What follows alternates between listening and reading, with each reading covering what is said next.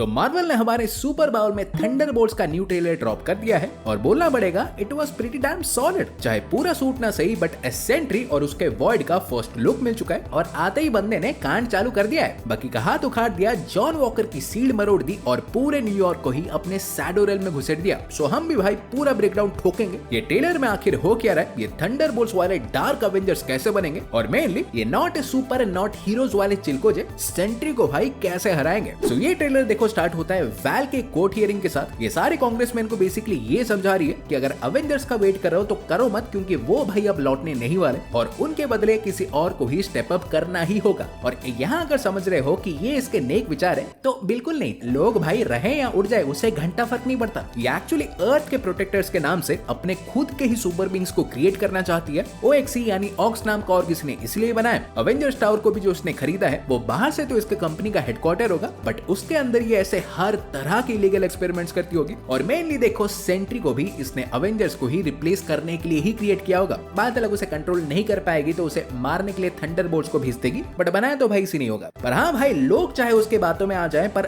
बकी साहब हमारे फुल जानते हैं कि ये आंटी सिर्फ काट ही रही है। सो इवन इफ वो स्टार्टिंग में वैल के साथ ही होगा बट इवेंचुअली पार्टी बदलेगा। इन फैक्ट इसीलिए ही ये थंडरबोल्ट्स को पहले वैल के लोगों से बचाएगा और उसे रोकने के लिए ही ये टीम बनाएगा। बिकॉज सीधी बात है, ये बंदा भाई कैप का बेस्ट फ्रेंड रह चुका है। सो सैम की तरह इसे भी ऐसे रेस्पॉन्सिबिलिटी फील होती ही होगी। तेनो सीक्रेट फैसिलिटी के भी कुछ और सॉर्ट्स मिले। इसमें वही आई थिंक वैल ने इन सारे भूतियों को सेंट्री को मारने ही भेजा होगा। बिकॉज सिंपल बात है, वो उसे कंट्रोल नहीं कर पा रही होगी और उसे रोकने के चक्कर में अपने लोगों को मरने भेजने से अच्छा वो थंडरबोल्ट्स को ही भेज रही है। और कोई लूज एंड से ना छोड़ने के लिए इसने फैसिलिटी के बाहर अपने ऑक्स वालों को भी ऐसे खड़ा कर दिया होगा ताकि कोई बच भी जाए तो उसे साफ करने के लिए। But I think sir aunty ji का प्लान टोटली हमारा उल्टा जाने वाला है, क्योंकि थंडरबोल्ट्स वाले तो बच जाते ही है बट बॉब को भी, जिसको मारने के लिए ही ये सब कुछ ऐसे ऑर्गेनाइज किया गया था, तो उससे भी कुछ नहीं होता। सो इसके बाहर आने के बाद ऑक्स वालों ने इसे मारने का ट्राई तो किया होगा बट ना मार पाने के कारण से वैल इसके स्टेबल फॉर्म को देखकर उसे अवेंजर्स टावर वापस ले गई होगी। बिकॉज ऑब्वियसली वही ही सेंट्री का बेस यानी वॉच टावर होने वाला है, तो मेक सेंस भी करता है। पर इसी बीच फिर येलेना का वो सोलो मिशन भी फिर से दिखता है। ये डेफिनेटली देखो इन सारे इवेंट्स के पहले का ही होगा। सो आई वाज वंडरिंग कि व्हाट इफ येलेना यहाँ पे वैल के कहने पे सेंट्री का ही गोल्डन सेंट्री सीरम ही लेने आई हो। बिकॉज याद तो होगा ही ब्लैक विडो के इवेंट्स के बाद वो वैल के लिए ही काम कर रही थी। सो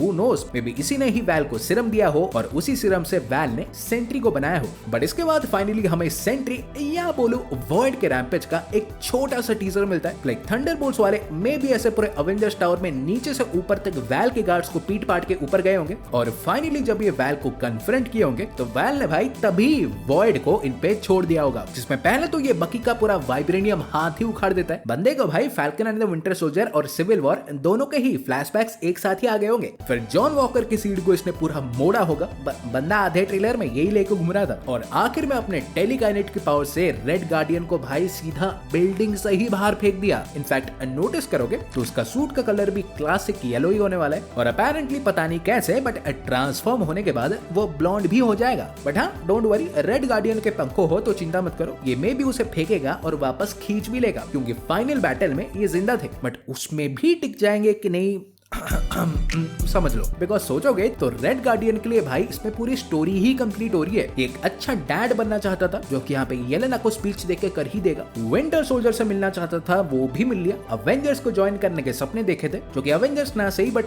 थंडरबोल्ट्स को तो कर ही लिया। सो क्योंकि इनके सारे बॉक्सेस एक ही फिल्म में टिक हो ही जाएंगे तो शायद ये भी टिक हो जाएंगे। इनफैक्ट सिर्फ ये नहीं, नोटिस किया होगा तो पूरे ट्रेलर में टास्क मास्टर का कोई अता पता ही नहीं था, तो वो भी शायद इनसे पहले ही निकल जाएंगे। बट जो भी हो, इसके बाद मार्वल अपने वर्जन का लुकअप क्रिएट करती है। लाइक थंडरबोल्ट्स हमारे अवेंजर्स टावर के नीचे आ चुके हैं but Sentry cut it void अभी भी ऊपर है। ये चॉपर वॉपर्स को तो मक्खियों की तरह उड़ा ही रहा है बट उससे भी कहीं ज्यादा डिस्ट्रक्शन करने ही वाला है, because multiple news vans already आ चुके हैं। अवेंजर्स में तो न्यूयॉर्क का कुछ हुआ ही नहीं था, ये बंदा पूरे शहर की ईंट से ईंट बजाने वाला है और अगले सीन में एग्जैक्टली वही दिखता भी है। लाइक ये पहले तो इसके जो टन्स ऑफ एबिलिटीज है उसमें से बायोकाइनेसिस किसी भी बीइंग के बॉडी को कंट्रोल करने वाली पावर और अम्ब्रानोकाइनेसिस सीधा शैडो को ही कंट्रोल करने वाली एबिलिटी, इन दोनों को कंबाइन करके लोगों को लिटरली शैडो शैडोज में ही बदल देता है, जो कि ना मारा नहीं बल्कि ये करके ये लोगों को अपने शैडो रेल्म में ही भेज रहा है। इनफैक्ट सिर्फ लोग क्या, ये भाई एंटायर शहर को ही कॉमिक्स की तरह अपने शैडो रेल्म में लेने वाला है। लाइक जुजुत्सु काइसेन अगर तुमने देखी होगी तो गोजो का जो डोमेन एक्सपेंशन होता है ना, तो kind of like that. Even dangerous part is कि वॉइड को यहाँ तुमने देख ही लिया होगा कि ये कितना स्ट्रॉन्ग है, तो ये भाई अपने शैडो रेल्म में इसका डबल पावरफुल बन जाएगा एंड मे भी अपने असली रूप में भी दिख जाए। और चाहे ये थंडरबोल्ट्स वाले सुपर भी ना हो, हीरोज भी ना हो, बट मूवी तो उनकी है तो लड़ना तो पड़ेगा। तो वॉइड से लड़ने के लिए ये पांचों के पांचों भाई सीधा उसके शैडो रेल्म में ही जाने वाले। थर्ड एक्ट में पूरी एक अलग ही दुनिया देखने मिलेगी। और ये रेल्म वाला पार्ट देखो अमेजिंग इसलिए होगा क्योंकि थंडरबोल्ट्स यहाँ पे वॉइड से लड़ने से पहले अपने लाइफ के सबसे डार्केस्ट फियर्स को फेस करेंगे, जिन्हें दिखा के भाई वॉइड इन्हें literally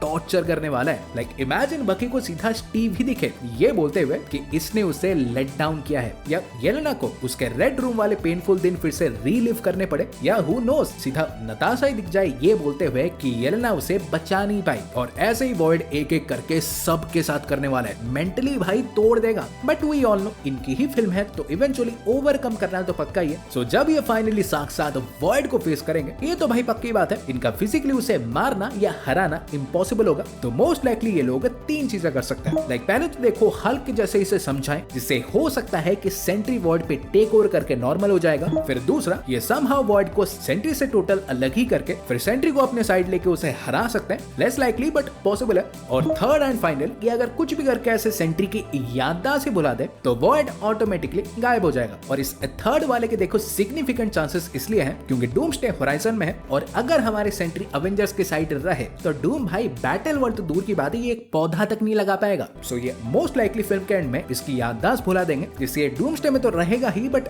may be Secret Wars में भी एब्सेंट रहेगा। बिकॉज सीधी बात है, एक सुपरमैन लेवल बंदे को अगर लाएंगे तो हर टाइम तो दिखा नहीं सकते, आधी फिल्म में भाई बनने से पहले ये खत्म कर देगा। सो इसीलिए दैट्स व्हाट आई थिंक हो सकता है। और आखिर में फिर थंडरबोल्ट्स की बात करें तो आई थिंक इनके लिए भी दो रास्ते हैं। इधर फिल्म में जो बच जाएंगे तो सैम के कैप हमारे पोस्ट क्रेडिट में आके उन्हें एवेंजर्स में रिक्रूट कर लेगा, या तो जो कि I think I would love to see कि फिल्म के क्रेडिट में ये नॉर्मन ऑसबॉर्न को इंट्रोड्यूस करे, जो कि बचे हुए थंडरबोल्ट्स और इस गजनी सेंट्री को लेके अपनी डार्क एवेंजर्स बनाए। सो तुम्हें क्या लगता है, लेट मी नो। वीडियो पसंद आई हो तो वीडियो को लाइक कर दो। तुमने भी अगर कोई डिटेल्स ऐसे पकड़ी है तो लेट मी नो। मैं तुमसे मिलूंगा एक और वीडियो में। सो गाइस तब तक बाय और सब्सक्राइब करके ही जाना।